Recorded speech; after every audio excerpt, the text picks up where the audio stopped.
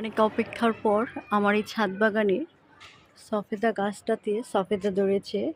তো গাছটা লাগানোর পর তো এরকম ফুল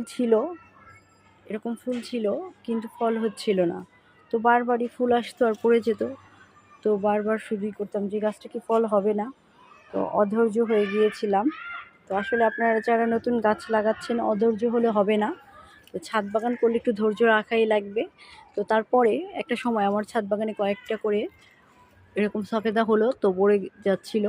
তারপরে এখন মোটামুটি আমার এই ছাদ বাগানের এই একটা সফেদা গাছে দেখেন কত সফেদা ধরছে।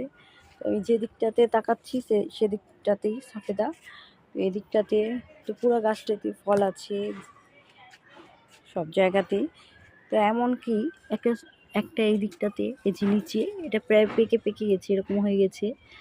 আসলে পেরে ফেল আর দু একদিন পরই পারা যাবে। তারপরে যে নতুন করে ফুলও আছে। তো ছাদ বাগান করলে একটু ধৈর্য রাখাই লাগবে।